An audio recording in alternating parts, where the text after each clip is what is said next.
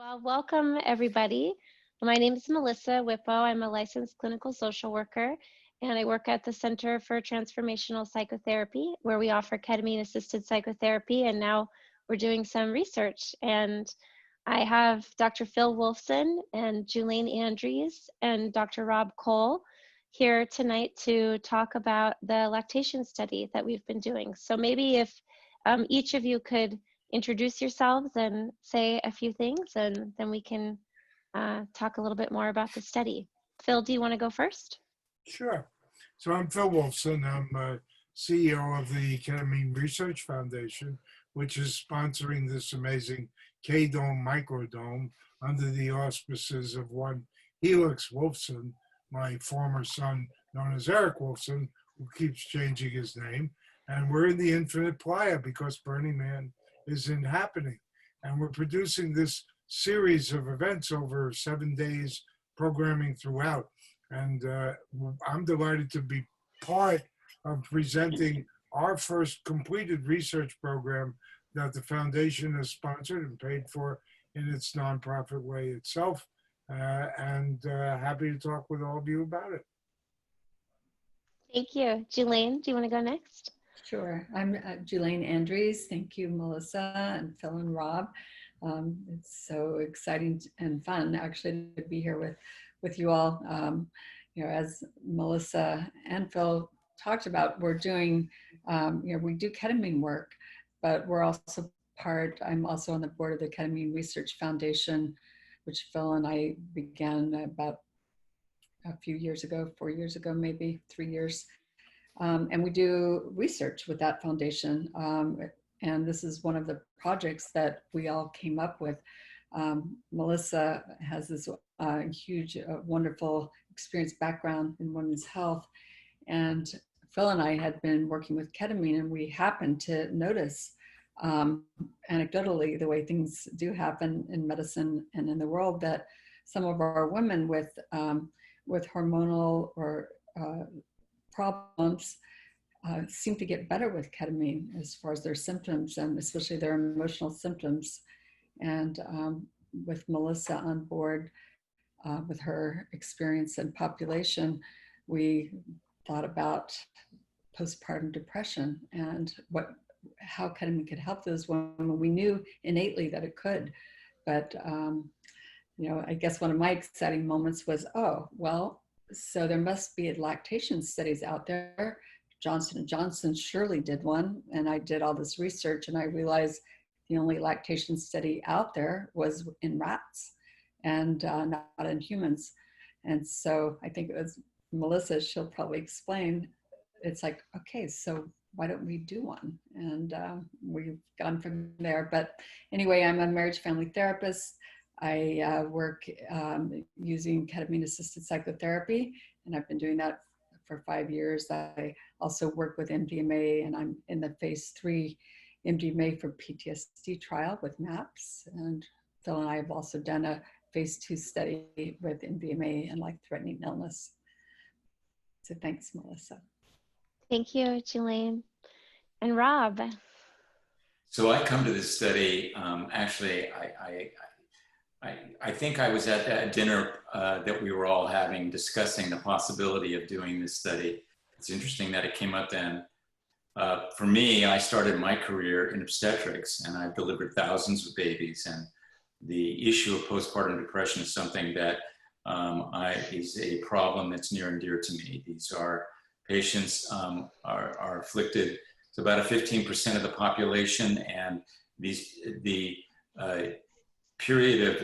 postpartum period can be a very difficult time for a certain percentage of patients. It is disturbing to me that really the only tool that we had in our toolbox was SSRIs, and although those medications may be effective in some patients have significant side effects. So the idea of being able to use ketamine in a dosage parameter that does not require continuous exposure of the drug to the nursing baby is an important issue. And I'm very excited about the possibility of having a new tool to work with. I thought I would for a moment share our screen of what this is about. If I can get it up, here we go. And you'll see the title of what we're doing. And maybe, Melissa, you want to just talk a bit about the actual research, and then we'll get rid of this piece. Sure. So because, as Julane said, there's no existing information about the interaction between ketamine and lactation, even though ketamine has been around for a long time and is used as a safe anesthetic in the hospital setting, and particularly for women in childbirth. So there probably has been some infant exposure to ketamine, but we just don't know. What we did in our study to begin was we had 4 different volunteers, and they each had 2 different ketamine sessions. And the first dose was 0.5 milligrams per kilogram for the volunteer's weight. And the second session was 1 milligram per kilogram. And then we had our volunteers pump breast milk at 3-hour intervals. So they had a 0 pump when they got to our center, and then they had their treatment, and then they pumped in 3-hour intervals. Our first volunteer was brave enough to do 24 hours of pumping, and then we realized that that wasn't necessary. And we had the rest of our volunteers stop after 12 hours. And as we have talked about, the 4 of us, as we're looking at our data that we've received after we just completed the study, we can't give recommendations yet because our results are not published, but the results are promising, especially as Rob mentioned, that SSRIs have been the main treatment modality for postpartum mood concerns. And postpartum mood concerns, we know, are the #1 complication of pregnancy. But whether it's a side effect that is intolerable to the woman, or the impact on lactation, which even though there are studies that show safety of SSRI, those studies are pretty limited and there are very few of them. So we feel actually quite excited and inspired about the possibility of using ketamine to treat postpartum depression and other mood disorders that come up in the postpartum setting: anxiety, post-traumatic stress, obsessive compulsive disorder. Do you guys, any of you want to add to that about the research itself? Well, just a little. Go ahead. Just a little backstory about, for those of you that are watching this that don't, understand why we are so excited about ketamine. That we've been working with ketamine, and it's been a wonderful medicine and so effective for treatment-resistant depression, primary depression, and anxiety and PTSD. As Melissa just mentioned, it's a medicine, unlike SSRIs, which you do have to take every day. You don't have to take ketamine every day. You can take it, you take it on a schedule to begin with, but it's usually just a couple of times a week, and then you draw back from there. So to imagine that somebody can take a medicine for a mood disorder and only take it every so often and eventually PRN instead of something you take every day, and there are mostly no side effects from ketamine, and the efficacy for depression and anxiety is huge, and which is why we're so excited about being able to use it as a legal medicine and a legal psychedelic, and able to treat a variety of disorders. And I'm sure Phil and Rob have more to add. So I would just add that breastfeeding, the relationship between mother and children, is a very precious thing. And it's often disrupted by the symptoms of a postpartum depression. Or there are many women who, when being treated for postpartum symptoms, will elect not to take antidepressants because they don't want to have an impact on their infant. And in fact, the impacts on infants are unknown. We really don't have any projected studies that show, at 5 years of age, a child who's been exposed for 3 years to breast milk with SSRIs in them or other meds has a different kind of course of development or cognition than others. So given the efficacy, as Julane has just spoken of, ketamine and the fact that it can be used intermittently, and our study tends to show very small amounts present in breast milk after 12 hours, that enables both a new and very helpful treatment for depression to occur, and also sanctifies the relationship between mother and child. Most women will be able to stop for the short period of pumping necessary to not expose children to a ketamine dosage. So we're really excited about it. We think it'll be a boon both to women who are having depression, that's postpartum, and women who may later in the course of their breastfeeding become depressed or have other problems. So we think it's a big deal, a small study, but a big deal. And it moves us towards our next research study, which is postpartum depression, which the four of us are going to work on gloriously and excitedly. And we have just one more little piece, and that is our nonprofit foundation has just last week submitted a full patent for ketamine for postpartum depression and other emotional issues related to the postpartum period. And that will be a nonprofit boon. It'll have to go through FDA, but it'll be a way in which we can really help people on a broad scale, women on a broad scale. So I'm feeling proud of us of what we're doing. You know, I think it's important to recognize that when a patient comes to a physician, certainly a new mother, and is expressing issues regarding emotional difficulties that she is having connecting to her baby, or having this should be a moment of elation in her life, and when she's not feeling those emotions and is feeling that there's something wrong, there's first of all a great stigma that is actually self-applied by the patient. They don't even want to talk about these issues, and once they do talk about it, they are very concerned about the added stigma associated with taking a medication every day so they can become a normal mother. And this is a very difficult problem for patients to, first of all, accept that they have an issue.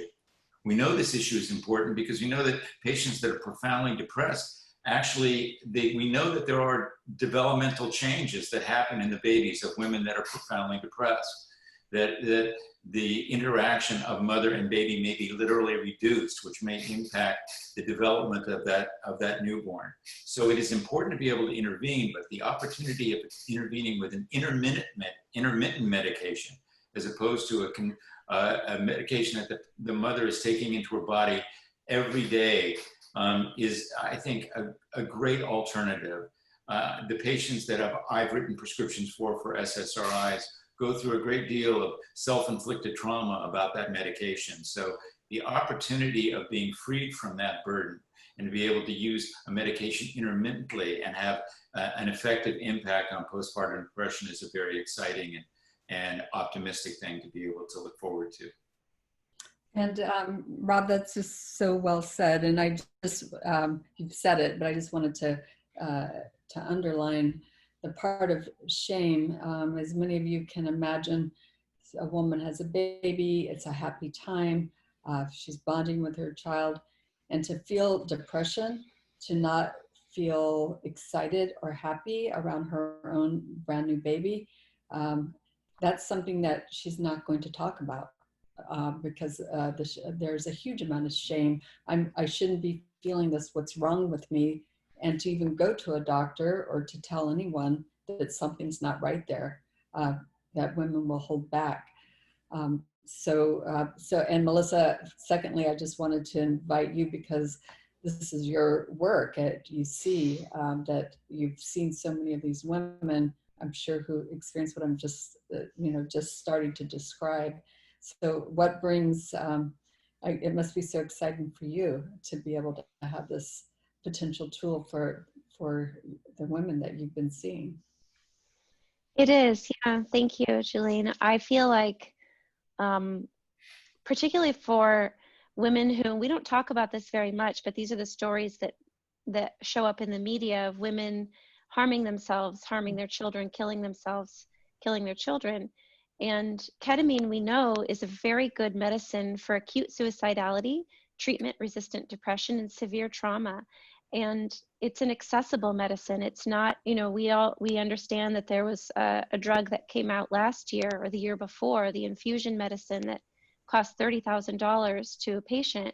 I'm not sure who can afford that as a new mother. We have so many women, especially now with COVID, who are experiencing more anxiety and depression in the postpartum setting than ever. I know that since we went into shelter in place in March of this year, I have seen exponentially more patients at the hospital who are really struggling and who are more isolated than ever. Now people can't have their mother come from overseas when she was planning to come and stay for 6 months. So you have families at home, just 2 parents and an infant, which, as all of you know, as experienced parents who have seen lots of families go through this, and also as practitioners and clinicians, you know that when that social piece is removed, there's a lot more risk for mood concerns to arise. So for us to be able to offer a potential treatment that could be widely accessible due to its low cost and also its legality. And as Phil said, of course, the FDA is going to have to be involved